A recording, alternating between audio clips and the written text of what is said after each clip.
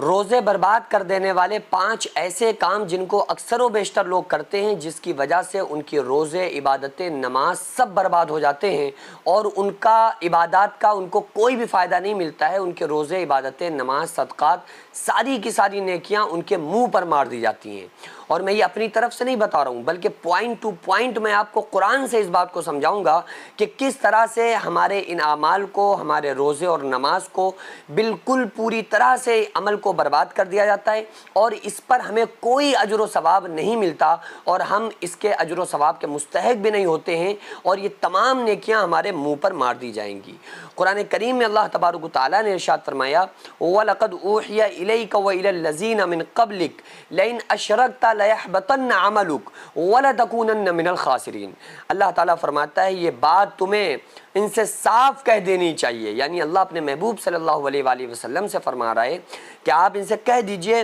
کہ تمہاری طرف اور تم سے پہلے گزرے ہوئے تمام انبیاء کی طرف، حضور صلی اللہ علیہ وآلہ وسلم کی طرف وحی بھیجی گئی، اور جو اور نبی آئے ان کی طرف یہ وحی کی گئی، وحی بھیجی گئی کہ اگر تم نے شرک کیا تو تمہارے سارے عمل ضائع ہو جائیں گے اور تم خسارے میں رہو گے۔ تو پہلی چیز، اگر کوئی انسان شرک کرنے والا ہے، اس کی ساری عبادتیں، سارے روزے، ساری نمازیں، سب کچھ 1 سیکنڈ میں برباد ہو جائیں گی، اور ان کی نیکیاں ان کو 1 ذرہ فائدہ نہیں دے سکتی۔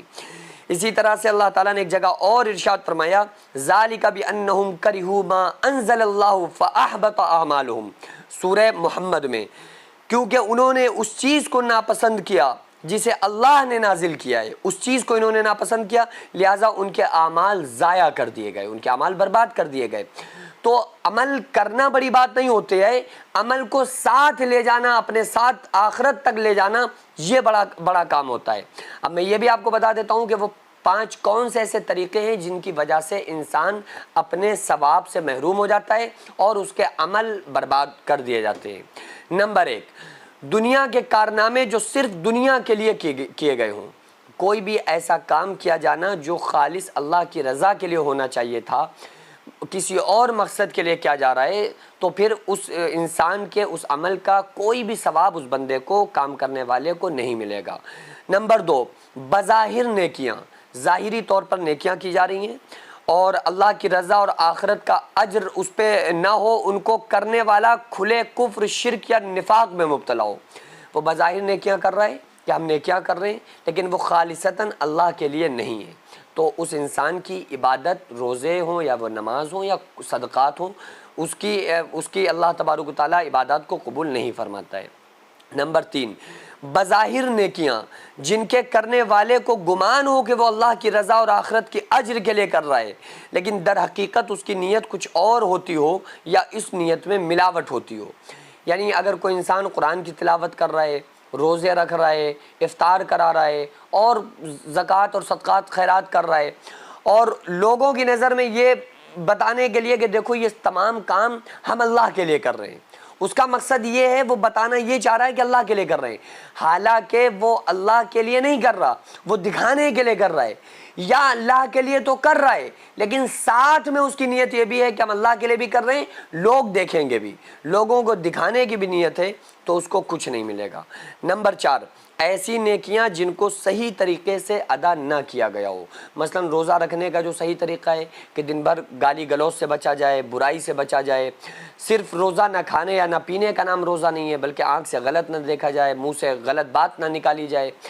زبان سے غلط چیز کو نہ بولا جائے، کانوں سے غلط بات کو نہ سنا جائے، تو پھر بھی وہ یہ ساری چیزیں نہیں چھوڑ رہا ہے، تو اس کے روزے کا ثواب اس کو بالکل نہیں ملے گا۔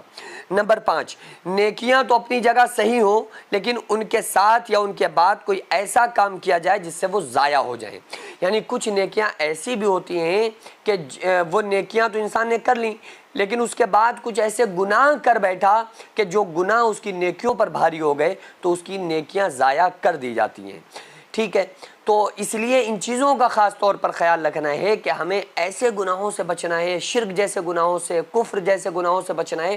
تاکہ کہیں ایسا نہ ہو کہ ہماری یہ تمام عبادتیں، ریاضتیں، نیک کام، روزے، نماز، صدقات، خیرات، یہ تمام نیکیاں ایک طرف اور ہمارے یہ گناہ ایک طرف، جس کی وجہ سے ہماری ساری نیکیاں ختم ہو جائیں اور ہمیں پتہ بھی نہ چلے۔ اس لیے اللہ کے واسطے توبہ کرو، اللہ کی بارگاہ میں معافی مانگو، اور ہم نیک کام کرنے والے بنیں اور نیک کام کو فروغ دینے والے بنیں۔ جو مدرسہ آپ دیکھ رہے ہیں یہ لیڈیز مدرسہ ہے، جس کی زمین کو میں نے اپنا کھیت بیچ کر جس کو خریدا، اور 1 منزل تک بنانے کا فی الحال ارادہ ہے، انشاءاللہ بنا لوں گا، لیکن اس کے بعد اس میں کروڑوں روپے کا خرچ ہے۔ آپ لوگوں سے گزارش ہے زیادہ سے زیادہ اس میں تعاون کریں، اللہ تبارک و تعالیٰ اس کا اجر آپ کو 70 گنا آخرت میں، 10 گنا دنیا میں، اور مرنے کے بعد قیامت تک اللہ تعالیٰ اس کا ثواب آپ کو عطا فرمائے گا۔